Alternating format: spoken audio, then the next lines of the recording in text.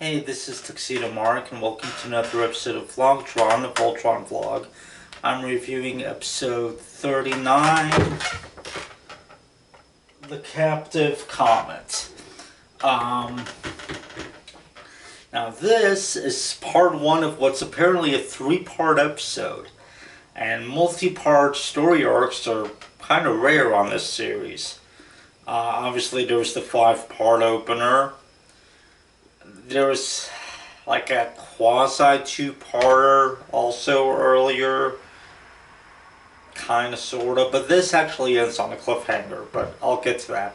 So Hagar has discovered some kind of comet that it works like a black hole, basically.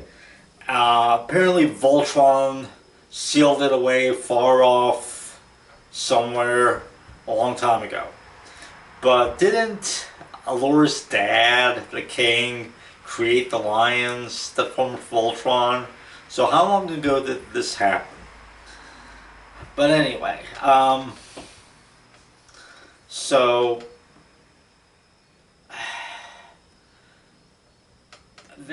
there's Princess Ramel is apparently Lotor's slave on Planet Doom. I know she was forced to board their ship at the end of her first appearance, but in her second appearance, wasn't she freed? I mean, it's been so long since she appeared that I don't remember, but anyway, she contacts Alora and warns the Voltron force about that Hagar has apparently put some rings around the comet to allow Zarkon to control it, and it's heading for planet Eris, and it's basically going to destroy the planet, which, I mean, didn't Zarkon say he didn't want the buildings and the people destroyed? But now he's okay with it? I don't get the bad guys shifting motivations. Anyway, later on, the bad guys allow Princess Ramel into a room as they discuss the secret plan that Voltron had used a long time ago to seal the comet away, and Hagar mentions it.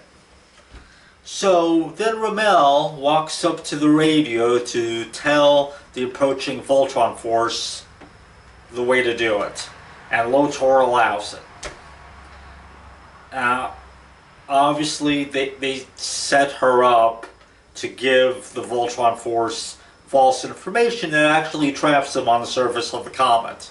And then Ramel is shocked that she was used to defeat Voltron, and she cries and falls to the floor in anguish. It's like, what did you expect?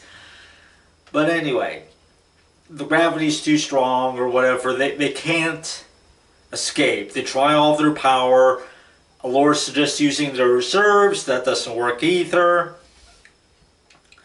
Meanwhile, Alora and others call Coran back at the castle.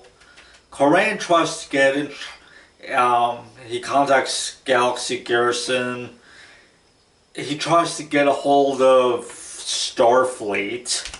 Yeah, they say Starfleet multiple times in this episode, but apparently Starfleet is the Galactic Alliance. It's not an organization. Starfleet just means a fleet of ships. Like any fleet of ships is a Starfleet. Okay, whatever. There's one that's not being engaged by Lotor's forces at the moment, or Zarkon's forces, but it's protecting their power supply. Coran suggests, they leave it unguarded to come and rescue Voltron. So it arrives, and it's commanded by Ramel's brother, that little prince kid. It's like, why is the kid in charge of his Starfleet? But why is the kid in charge of anything? But anyway, he wants to help free Voltron, but Keith's like, you gotta get the comet away from planet Eris because it's wreaking havoc on the planet. So fire everything you got. He doesn't want to do that, but all of the members of the Voltron force are willing to make the sacrifice. Coco, do not knock over the camera. Coco, down.